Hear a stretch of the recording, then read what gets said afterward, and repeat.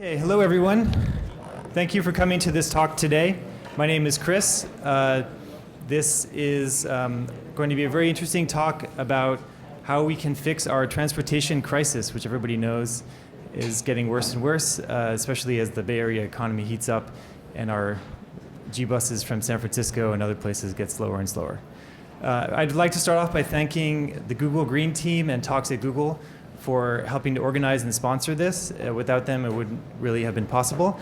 And it also wouldn't have been possible without several people who did invaluable work to help me promote and organize the talk and help to bring you who are here today to this room. So thank you very much for all of that. Our speaker today is Stuart Cohen, who is the executive director of Transform, which is a local nonprofit based out of Oakland that's been there since 1997. And their mission is to help promote and achieve better transportation and land use planning practices for all of the communities and the government in California through whatever ways they can to help achieve that. And he'll explain in this talk a lot of the ways in which Transform has had some successes in the past, what the challenges are that remain, and what can be done in the future.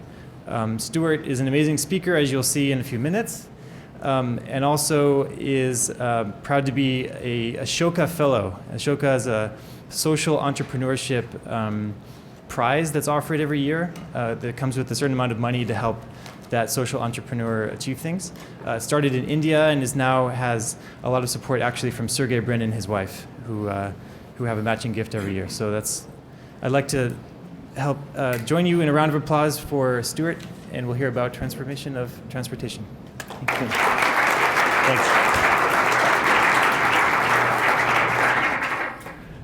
Well, thank you, and it's fabulous to be here. So I wanted to, and this could probably be a little lower, I tend to scream, wanted to welcome you all here today. In addition to some of the Google staff, we do have some elected officials who showed up today, and I just wanted to welcome them. We have the mayor of Mountain View is here, Mike Kasperzak, the vice mayor, Margaret Abekoga is here, Tom Means, and Tara Martin Milius, who's from Sunnyvale, are also here. So wanted to just thank you for welcoming us in the community. And I think they're here and you're here because we are in a terrible crisis in many ways, and it's a slow crisis. The talk was billed as how do we solve the transportation crisis, but I think, as you're going to see, it's about a lot more than that too.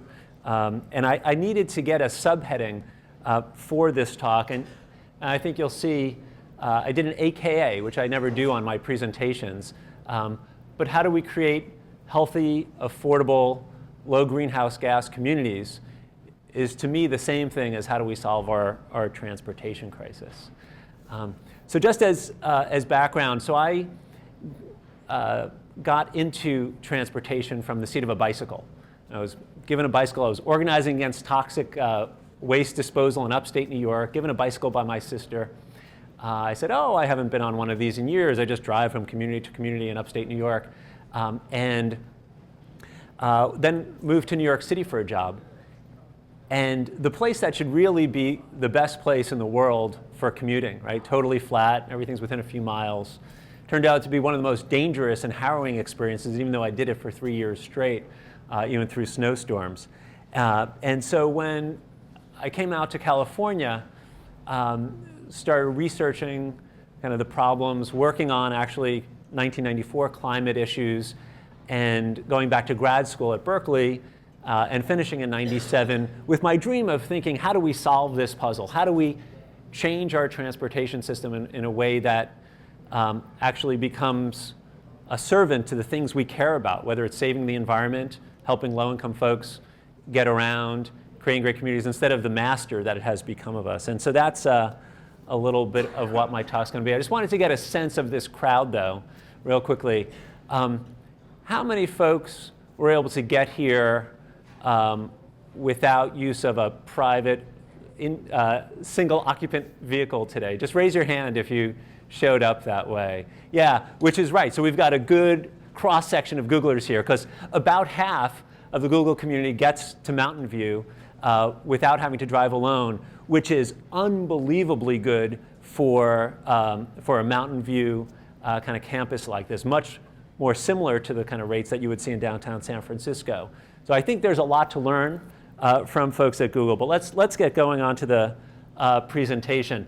This is some of the most early forms of transit, actually, mid-1850s and 60s. And what I'm going to do is start with the kind of the breadth of history and where the challenges have taken us, go into some of those solutions that we hope to see taking place, and then kind of invite you to help think through some of the opportunities over the next 1 to 3 years to really have an impact on our transportation system. This kind of transit here is complemented by a street system that you can see, this very early street system of San Francisco that had everything really close together. This is in planner circles known as a grid.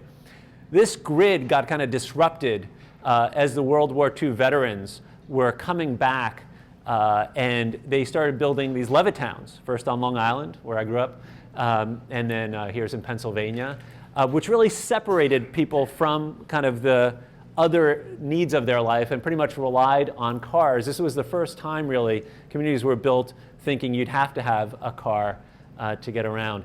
And what that ushered in was this whole era when we thought, automobiles are going to dominate how people get around fully. This was a plan for San Francisco that was going to crisscross it with major freeways. And this is what it would have looked like through much of San Francisco. For those of you who are newer to the region, you might enjoy the ferry building with the farmers market. And this is what it looked like when I first came to the Bay Area before they took down the freeway after the quake. So anyway, what happened because of all of the land use happening in this way that relied on cars is that funding for things like public transit declined as we needed more money for roads. And so even when we tried to build public transit and have people be able to get around, it would turn out that if we built too many of our either shopping centers or in this case the Cisco campus this way, you actually can't get around. Over here you'll see a light rail station. Very, very few people use it because you get out and it's kind of, which is my office park kind of feeling to it. And so that line, $400 million, gets about 4,000 riders a day. And so finally, they started building homes further than the Levitowns. This is a sign from the Central Valley where some of the best prime farmland in this world is getting plowed under at an amazing rate for these kind of garages for folks to come in.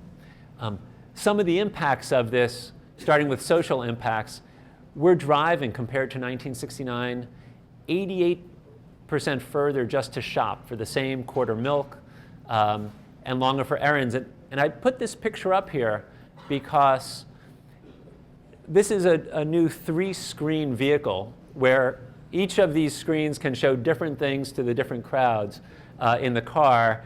You kind of see the little girl's almost drooling out of the side of her mouth as the world goes by there.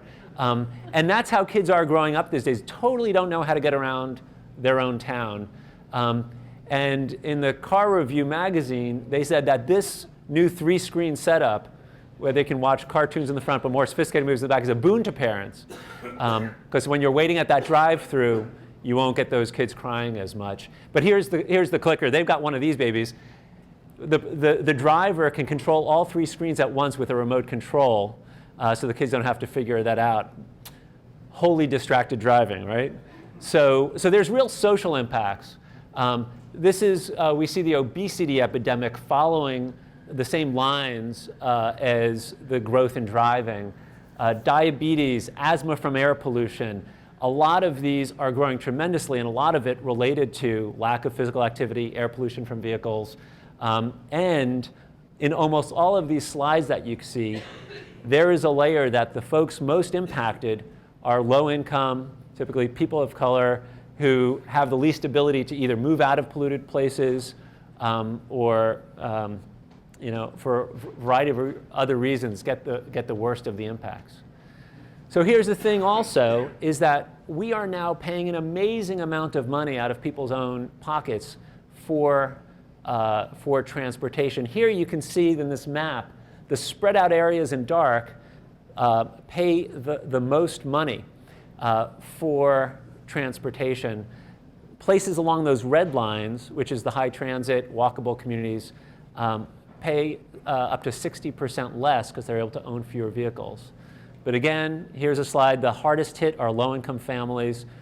This is an amazing and shocking statistic, but 31% of the income in low-income families right now, making 20 to 30,000, go to transportation. Because so many jobs are out of reach, around 8 out of 9 jobs created during the 90s, you needed a car to get to within half an hour. That's become part of it. And here's something that hopefully people think about more. I know over at Google is an important thing, is the carbon impacts. The 38% of our global warming emissions are now from transportation. And I just got back from New York yesterday and was able to witness some of the devastation from Superstorm Sandy. And it was really unbelievable. And this is very much what was predicted. The climate scientists working with others had kind of said, get ready for these storm surges. We don't know when they're coming, but they're coming. You can see some of the pictures. This is the subways flooding. This is the train tracks being covered. This is my wife's hometown on the right, devastated in the Rockaways. And this is some of the new subways stations that they had built downtown, inundated, absolutely inundated. And we can't blame this on global warming per se, but this was one of my favorite quotes. It's a little bit like in baseball, where you can't say that any particular home run was because of the steroids. But when somebody's hitting 20 and 30 more home runs than they did a few years ago, some of them are. And we're going to see the frequency of these kind of storms increase. Sea levels are already rising, 7 inches higher than they were under the Golden Gate Bridge a century ago. This is a little bit scary, but this is going to be the Bay Area with 16-inch sea level rise, which is going to happen. It's a matter, again, of how quickly it happens. Zooming in, thought folks might be interested in what Mountain View is going to be looking like. And you could actually see part of Moffett Field. I won't go into it here. And parts of this campus, the dark blue is the 55-inch sea level rise without storm surges, inundation. But so these are going back and seeing this happen to my wife's place that she grew up in, where they never thought about this, really brought home the fact that we're going to be living in a world with this. So here's the good part, before getting totally depressed, is that we really can do something about it. Those same places that we're paying a lot of money are also emitting a lot of carbon emissions. And so if we can grow in those areas that are these lighter colors, we can dramatically reduce the amount of emissions. In fact, in terms of transit use, folks that are living and working near transit in the Bay Area take it for 42% of their work trips. Folks that live or work more than half a mile away take it for 4%. So there's a 10 times change. If we can grow differently and grow around transit, this is the Bay Area stats, there's a dramatic difference in it. And here's the other good news, is you're not forced to live, not that forcing somebody to live in San Francisco is a bad thing, but you're not forced to live in really urban areas. Some of these little yellow dots that have, this is the town of Windsor. They've created this wonderful downtown. It's north of Santa Rosa. In that place where they're able to bring together shops and arts and crafts, and now they're bringing living around it, they're dramatically reducing the distance people have to drive. So even in more rural areas, if you grow smart, grow around downtowns the way we used to, we can have an impact on all this. And I wanted to put this slide in because this is really important. This shows the amount of money we are spending out of our own pockets collectively on transportation. And if all of the neighborhoods had the same level of public transit access as those ones in yellow, as those really low ones with good transit access, in the Bay Area, we would be spending $10 billion less a year on transportation out of our pockets and emitting 42% less greenhouse gas emissions. And so when we think of how we can find money to fix the system, the money's actually in our pockets, and we have to think of how we spend money smarter to do it. And so that's kind of, I just wanted to frame that as some of the issues and the problems with transportation, and get on to a little bit of what Transform has done, and then get into kind of the current day. So when we started in '97, we came into a system that was caught up in that self-fulfilling prophecy of sprawl that I showed. We actually projected, these dots here are the projections for housing units in the Bay Area in 1997. We thought that most of the housing was going to be going to those dark red areas, the dark blue areas, high cost, high emission areas. And we knew what that would bring. We knew that if you put highways to it, and a lot of the money was going to be going to highways to feed it, they were going to be clogged, costs were going to be high, and we were going to be having an increase in congestion of about 800% on some of our roads because people had no choices. We said this is lunacy, but the transportation agency, MTC, it's our regional agency, said, well, this is what we have to do. This is where the growth's going to come, and so we've got to feed this growth. And so we said, what we need to do is we need a new vision of how this region can grow. But we need all at once to say, how about if we put the growth somewhere else and then fed it with a new transportation system, one that reinvested in choices, walking, biking, transit, and were realistic. And I think this is before we had the vision of how technology can really help also. Again, it was '97. So these were three of the main things that our organization started doing at that time. And we convinced our agencies that this was lunacy to keep planning in this way. And we did the first regional visioning project in the country. And they came up with a vision that looked like this, that said, okay, yeah, let's grow around walkable downtowns, whether it's Mountain View or even out in the suburban and rural areas. Let's plan to grow around the walkable downtowns. And even though that's not where the growth is planned now, let's create incentives to make that happen. Let's give money for walking and biking in those downtowns to make it attractive again. So we created consensus on a lot of these solutions amongst a lot of nonprofits. We kind of got it into the media. And then we put it into action by going out into county sales taxes or bridge tolls and other ways.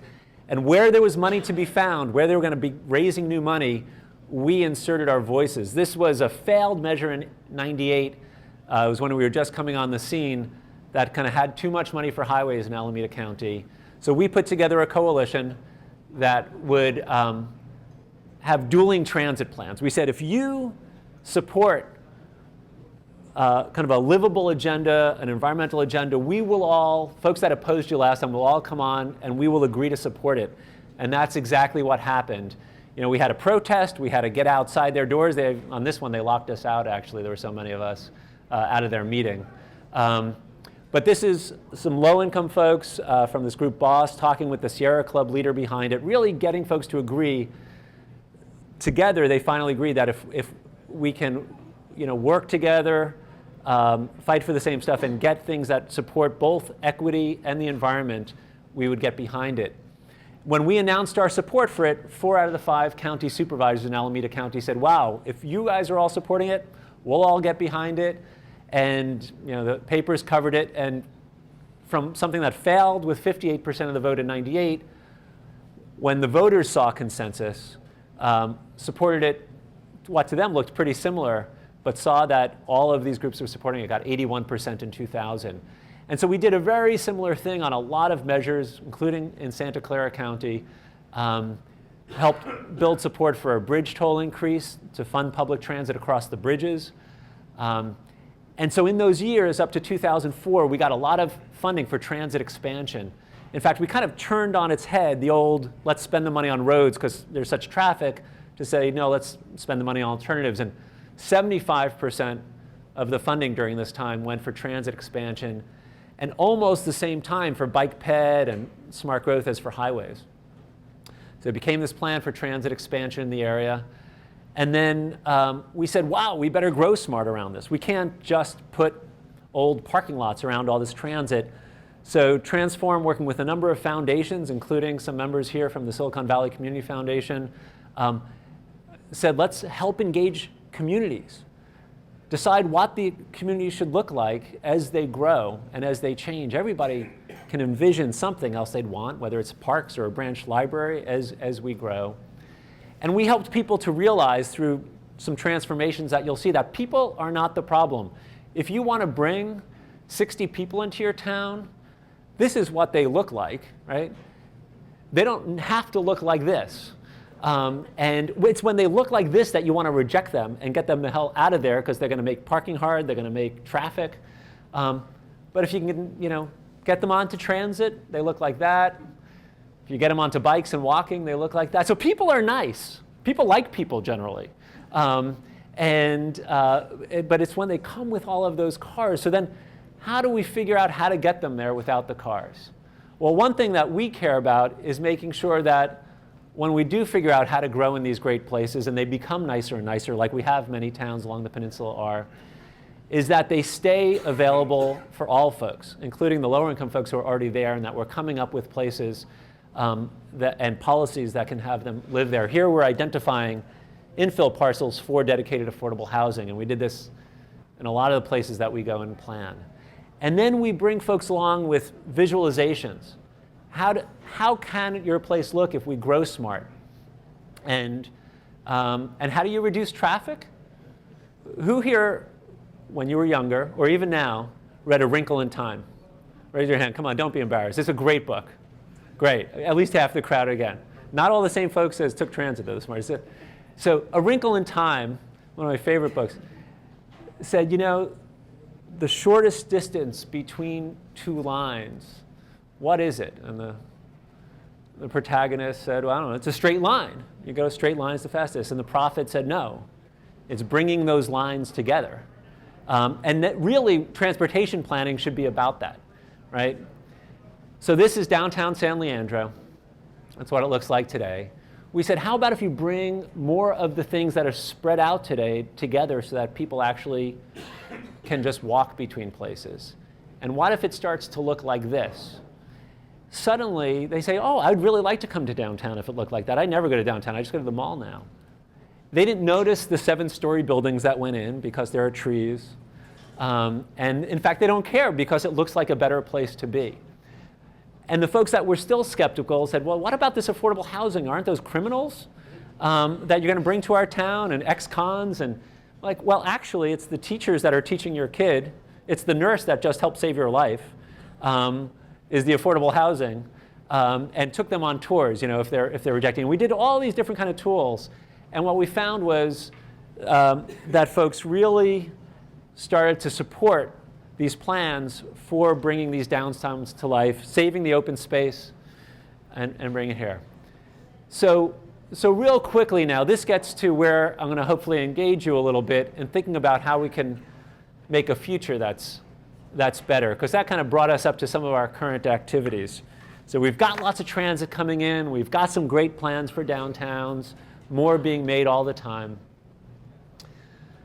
And there's a new California dream happening.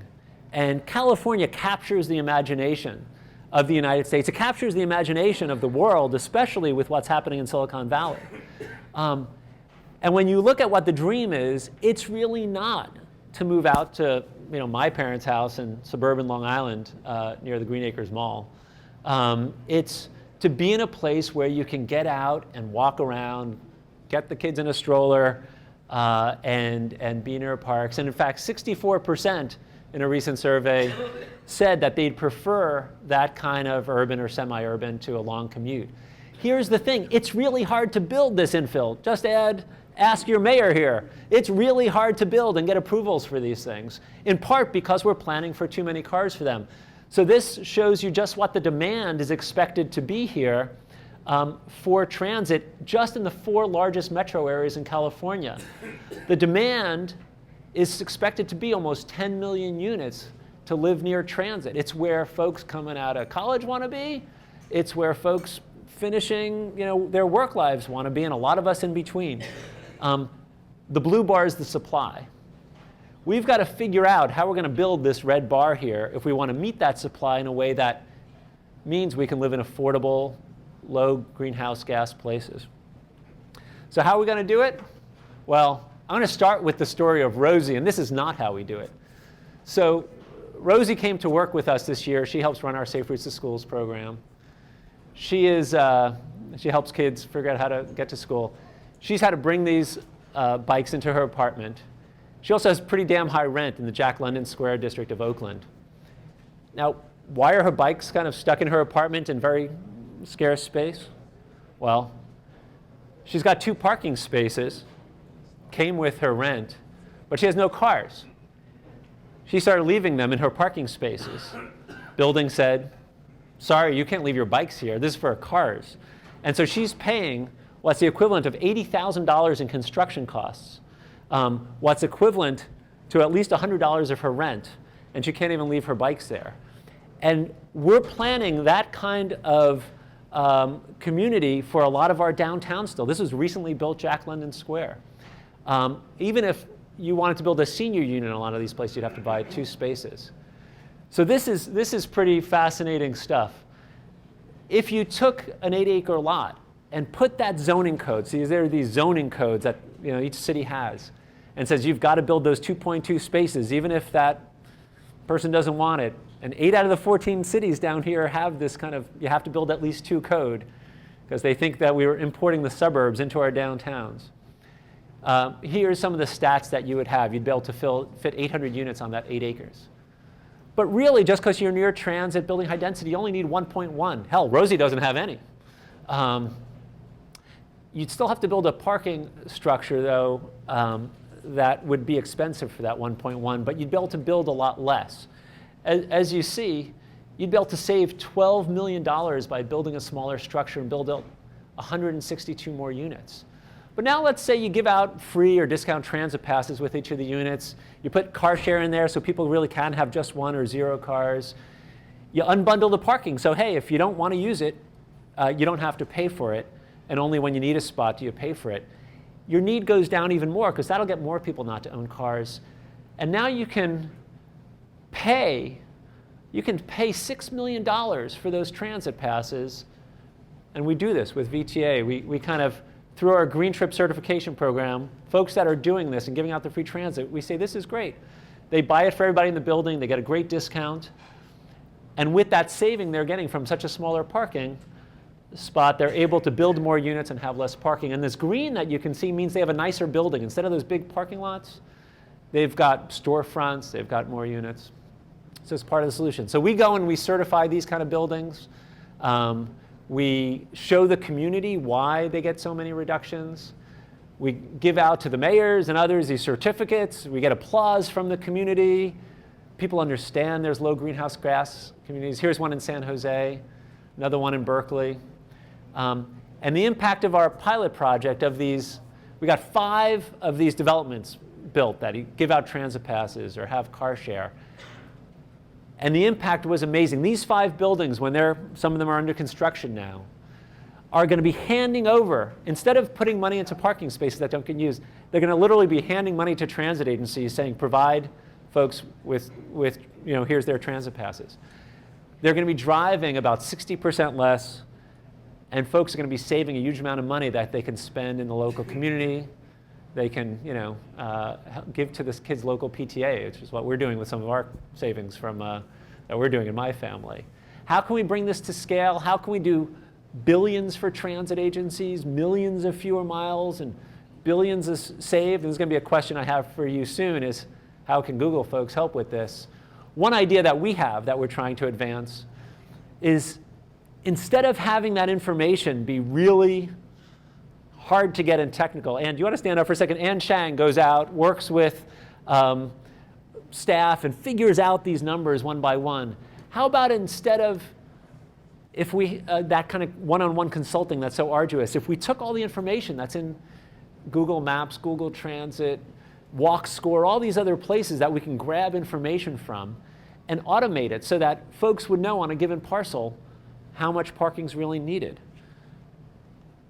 If they can then go and say, hey, you know, what happens if we have these toggles and we say, let's give out transit passes, let's do these other things, and they can watch, developers can watch, community members can watch, they can watch as the amount of miles would go down as you're doing these smarter things. Providing affordable homes, the amount of miles goes down. So instead of fighting affordable housing in your community, you'd say, oh yeah, this is actually a low traffic, low greenhouse gas strategy. Giving out transit passes, it sounds expensive, but oh, I see, I'm saving millions on parking. So I could afford it as a developer. And in fact, cities could then adopt this as a code. Just say, oh, as long as they're doing all of these things, they can have the reduced parking. We won't make them build those 2.2. So what are some of the ideas that you may have about how to make this possible? We think that this can dramatically change how people do it, and especially then if we can figure out how to show them kind of these secondary benefits. But you know, what does this do to our climate? What does this do to things like transit revenue? So anyways, that's one of the things we'd love to have folks think about with us is how to do that. But here's one that'll hit home for many of you, right? We've got a lot of Google buses. In fact, if you look at this map on the right, somebody took the liberty of mapping out all of the Silicon Valley private transit that happens. Guess which one is the big yellow gold one? But those are the Google buses, and the other ones are some of the other companies. Does somebody want to scream out who's on one of these from San Francisco? How much longer is it taking this year than, say, 2 years ago? OK, you raised your hand for just you're on it. But how much longer is the trip sitting in traffic these days? I haven't been here. OK, who's been here a while? So if I go home at 8 p.m., it takes about 40 minutes on the bus. This morning, coming in, it took 70 minutes. OK, half an hour of traffic delay. And that's getting more typical. And that's going to grow. I hate to say it, that's going to grow. It's going to make living in San Francisco at some point kind of hellish, to be on this. Because even with Wi-Fi on the bus, you really don't want to be spending 3 hours on it every day. And so you're waiting there on the corner, and this is 101. This is kind of the San Antonio. And as the economy picks up, this is going to be happening. That's just because of an economy pickup. That's not even with growth. As we have growth, it's going to be getting worse and worse.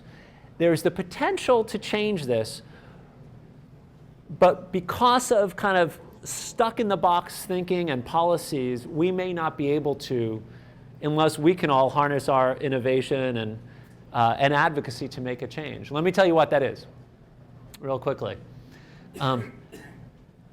There's something called carpool lanes that have extra space in them.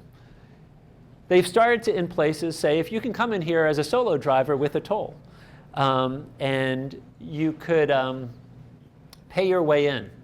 So they're studying that in the Bay Area. You could see that the purple lines are places that had carpool lanes or are building them soon. Green is where there aren't any. And they're thinking, OK, let's get some money to do it. This is a San Mateo County, and so we've got Google around here. And the amazing thing is, though, you think, well, let me just go up one. If this is what it's going to look like, why can't we just take a lane? Why don't we just take one of these lanes? These all have, guess how many people sit in each one of these cars on average? I mean, if you could divide people into fractions. 1.57. Yeah, so 1.57, somebody really goddamn knows their statute. That was very impressive. He's a plant, somebody planted him. No, that's the national average. For urban commuting, it's lower. Yeah, and for commutes in the Bay Area to work, it's 1.2. That's kind of the average, because that includes the school commutes. So 1.2, and so you've got a Google bus, right, and other buses, 40, 50 folks sitting behind that 1.2 person in front of you, and each person gets it much worse. With each 10% increase, once it's like this, of cars on the road, it's a 40% increase in delay because they have to slow down that much as things get closer. So why can't we just take this lane and just say, as long as we have more efficiency in it, if we're carrying on average 10 people per car instead of 2,000 people per hour, if we're carrying 5,000 people, let's just take it. And you know why you can't? I bet you know. It's a lot of complex reasons. A lot of complex reasons is right. This guy knows everything. But the most core reason is that Caltrans had a really bad experience over 30 years ago in Los Angeles, where they tried to do a conversion of a lane into a carpool lane. There wasn't enough traffic on it, so it caused more traffic in the next, the lanes next to it. Of course, now it's different. We've got technology. We can let folks in for a toll. We can fill up that lane to make sure we don't do it, and so it doesn't congest the ones next to it. And if you took 5 or 6 or 7,000 people and put it on that lane, they'd all be going faster too. So in this particular situation, you're in luck if you'd like to do a little thinking with us, because next year, this is going to be under study. It's going to be one of the first ones where Caltrans may let us even study taking a lane and making it more efficient. They don't yet, can't conceptualize San Francisco. So that's the next piece of advocacy, is letting them think through even the concept of letting one of these HOT lanes in San Francisco. If you're interested in making sure that that gets studied, and that we don't have to wait to build a new lane, because that would be billions of dollars and about 20 years away before we could actually build a lane down this whole section, let alone to San Francisco, then just make sure you sign up with us after. We want to have a study group that gets them to make sure they have a great alternative there. And then actually, let me go back. The other thing I want them to rethink, you see these little green things on the end? These tails, they want to put big highways out to the end of our region, right? And I guess right here, I forgot there's one behind me too. They want to expand all the way down to San Benito and out to San Joaquin County. They want to expand it so that there's 8 lanes of highway lanes coming in from currently 4. Now, what happens? It's kind of like this faucet, this sink is full already, right? Total congestion. This sink is full. What happens when you turn on a new faucet? Well, why would we want to promote more housing in San Benito for jobs here and all of those folks coming in by car? So we would like to get the notion across that we've got to cap highway expansion, especially out to other regions. But we can't do that if people are going to be stuck in traffic, and that's where another Google project potentially comes in, right? So this is something that's relatively new, of course, thinking about this at Google, but is making pretty fast advances. This stuff, I'm trying to figure, it's not Scrabble. I can't figure out, anybody know what game that is? Oh, okay, good, thank you. So this is becoming a bit more of a reality, right? It's not quite as cheesy as this, but this is becoming more of a reality, right? Hundreds of thousands of miles logged on this stuff. And this is Volvo testing it out in Europe. But if we had vehicles like this, we certainly wouldn't need the highway expansion that's in there, going all the way to San Benito County. And since they don't think they're going to have the money for that for 20, 25 years, when this kind of long-term future may become a reality, why are we planning them out? And why are we saying we have a need for over $100 billion of new highway expansion money when our state is going broke? So that's just a thought to leave you with as I just go on to one or two more topics real quickly now. One is long distance travel. I think some of you might know where this is going. Our state is growing to 50 million pretty soon from 38 million. It's going to go up to 60 million at some point. And if you thought it's getting hard to travel, a lot of emissions now, just kind of wait until then. So some of you might have heard about this train, fast train, 220 miles an hour. It was actually starting construction next year on the slow part of this train. I'm not going to go into details, but happy to talk to you afterwards about it. To start a little segment here. But by 2022, there might be a fast train connecting this segment, and by 2030, all the way San Francisco, Los Angeles. But we don't have the money for it. That's probably the biggest problem with this. There needs to be some better planning for it too. We'll be the first to admit it, and you can go look up our website. We've got a long report on how they can do it better. But if we can get it right, it's not just a fast way to get to Los Angeles.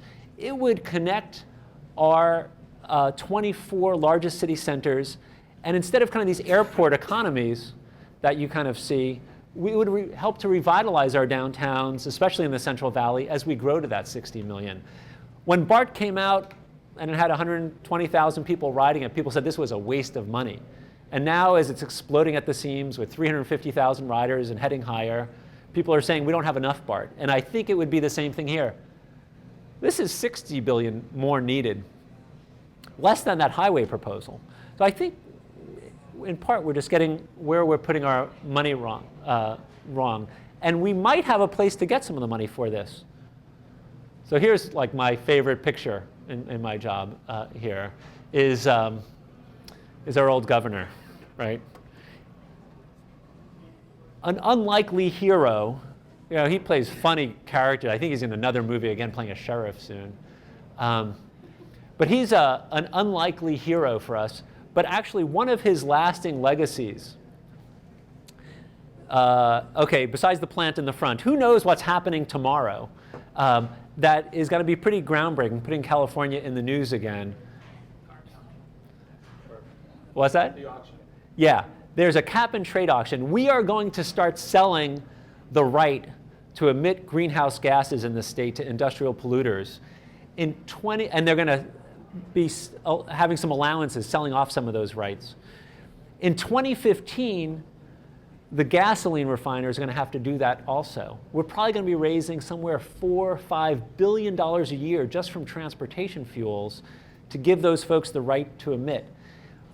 My organization, Transform, has a proposal that would help to spend a lot of that money on transit, walk, bike, ped, to make some of these futures we saw a reality. Because what we saw is, remember how much we saw people can save just in the Bay Area, $10 billion a year, $30 billion across the state annually, if we all had more choices? If we could take some of that money and document those savings, as opposed to just giving them to transit and not documenting it, I think we can build support for this program before it goes under politically. And because it ends in 2020, that was all they had the politics to pull off. And if we can do that, Governor Schwarzenegger really may have helped to save the planet, because a lot of people are looking at what California does. So another thing we'd love for your innovation to help with is how we map out what is happening with this cap and trade money, with this greenhouse gas money on the transportation sector, so people actually see the benefits and we're able to quantify the financial benefits for it and build that support. A few slides I'll just show, and then we could have some conversation. Once you get to your places on high-speed rail, how do we make our local buses quicker? One option is for bus rapid transit, which is to give dedicated lanes to buses. This is on El Camino. It does squeeze down sometimes some of the car lanes, but there's lots of flexible ways that we can have it. Buses are only getting more expensive to operate as we get more and more traffic on our urban roads. How do we get the next generation doing this? Well, this is one of my favorite programs. It started in Marin County 12 years ago, and then we helped to start one of the first urban programs at Transform in Oakland, and we're now at 90 schools. And teach kids how to walk and bike to school safely. A lot of the parents don't know how to do this anymore. Put my kid through the training, because I was scared to hell of having my 10-year-old on the street. Even though she'd go with me, I was scared to hell to have her go alone. And so have the pros do the training, have contests, encouragement, make more bike lanes to the schools. So we got a great program going. Convinced our regional agency, MTC, that this should be part of a climate program. 20% of the trips in the mornings are getting kids to school. It's absurd. We're filling up our skies with pollution and making the streets more dangerous just to get kids to school. This is now, we convinced them to have it be a climate program. It's now in all 9 counties of the Bay Area, and it's really starting to spread across the country. It's a fabulous program. The other thing that's great about it is once kids are trained in how to do this, they get to do it in other areas. And I just want to close with a really fun thing that happened 4 days ago. I was in Washington with my family, And my wife and kids were there first. And they had taken taxis around the day before from museum to Monument Mall. The day of taxis, nice, supporting the local taxi industry, but also filling the skies with pollution. And passing this, it's a bike share, enabled with innovation and technology because you can just do it all swiping credit cards. They've got 150 stations now where you can go and get bikes throughout Washington. You can sign up for a day or a year. My kids said, "Dad, can't we do this? We're sick of being strapped into taxis, as our way to get around Washington." There's my little Shira begging, saying, "Come on." And I was like, "We don't have helmets." And mostly we're going to be biking on the mall. And so sure enough, we rented them out. Just swipe a little credit card and you just take them out of the machine. Mostly stayed on the mall on these wide sidewalks. You get to your destination. This was to the Holocaust Museum. You just find a bike rack, you just snap it back in, and you walk away. It knows which bike you brought in. It knows how long you had it out. As long as it's under half an hour, there's no extra charge. And then I separated from my wife. She stayed there. We went to New York and met her back last night in California. And the kids said, "How was the rest of your trip?" And she said, "Great." And their first question wasn't, "How was it seeing your friends? How are the other museums that you went to?" They said, "Did you take out the bikes again?" Right? That was what they remembered from this. They went to the White House. They went to the Washington Monument. This is what really inspired them about the trip to Washington. And kids are sick of being strapped into the back seat. And what they're finding now is that in the last 10 years, kids 18 to 24 are driving 25% less, delaying getting their licenses, more attached to their smartphones than identifying with a car. And we have this chance to use the innovation that's happening here, to use a lot of the technology and to mix it with some of this advocacy to disrupt systems, to disrupt the same disruption that I saw in New York with Sandy, and the same disruption we're seeing to communities. We can change it and go back, and instead of these highway plans, go to high-speed rail, done right, of course. We can get kids to be much more focused on this, and we're helping to bring bike share. That same climate program that we advocated for is going to be bike sharing to Mountain View next year. It's going to be along the Caltrain line. And I think, hey, New York is going to have it. It's going to be called City Bike because Citibank is going to sponsor it. I would love to see Mountain View and beyond have Google Bike. Well, you guys have it for yourself. I'm going to go grab one of these below, but how about having it for others too? Anyway, I do think that we are on the cusp of really being able to make a new one. Things like Zipcar, relay rides. There's just so much we can do with technology to do it great. Actually, just even showing this with car sharing, we can have it be all around. Just go get your neighbor's car. There's just so many things we can do. So I just wanted to end it there. I know it was a lot of information very fast, but it's really, I think, if we can get some of your folks who are already with Google Transit, having its own disruptive and wonderful influence on folks, there can be a very big impact on how we grow. Yeah. So why don't we open it up for questions? So the project of the fast train to LA is really awesome. And my friend was to China and their trains cover like Beijing to Shanghai in like 3 hours. Yeah. But why does it take like 20 whatever years you said to build it? Why China could build one in 5, right? Or Yes. So Yeah. what's different? Why? So Complex reasons. a lot of complex reasons. First off is definitely the money. High-speed rail is going to cost $68 billion here with the current plan, and we don't have the money in our broke state. So the money is one, and then environmental review and getting it through communities and doing the planning right is the other. If we put our mind to it, we can do it in faster than that. And actually, if we wanted to take carbon fees and put it towards high-speed rail, it could be done faster. But I wouldn't want it done less than 10 because we want to get the planning right and really engage communities. Real quickly. This is sort of a specific question, but I live in Menlo Park, and they are looking at sites for lower income, higher density housing, and they have maps very similar to some you showed there. And there are people who, sort of like you alluded to a little bit in your talk, who are concerned about more people and more density bringing in more traffic. And you made sort of a joke about bank robbers and stuff.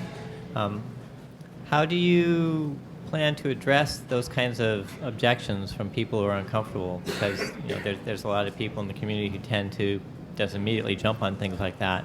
Yeah. And it's hard to educate them, and I don't know what facts you have to really back up. Yeah. So we have great facts as part of our Great Communities Collaborative. You've got a Great Communities Collaborative website. There's kind of everything from flyers that you give out showing who these folks are. People should introduce themselves, and they can even, in the Menlo Park meetings, ask for who is making that much money. But we also take people on tours of affordable housing and have them meet the people that are in them. But I think there's nothing like that one-on-one experience of actually seeing it in other places. And a lot of the affordable housing is now LEED certified, energy efficient, good looking, with great people in it. And it's a matter of actually, I think, that experience of, we take city elected officials and planners to actually go to other affordable housing sites. Can you demonstrate that the people who would be in these housing units would not be driving as much? On average. And so that's one of the things that we do, is we bring in the averages and show how they'll have about, depending on where, about half a vehicle per household, depending on the sizes and everything. There's a couple of other questions. I also find a lot of these timelines really kind of disconcerting in terms of like 20 years, 30 years, etc. And it sounds like part of this is like financial. It might also be because of the scale of the projects, but are there efforts underway for having kind of the private sector supplement a bit of these projects, and then also maybe having more, like you were saying, test segments so that the timelines don't seem so enormous and we can see benefits? So yes, we need innovation and then replication to be part of the DNA of our government sector, and then we definitely need private sector support, both developers, kind of companies like Google. So absolutely, and we could talk afterwards about it. We have to end now. Yeah. Okay, let's thank Stuart. Thank you very much for a great talk. Thank you.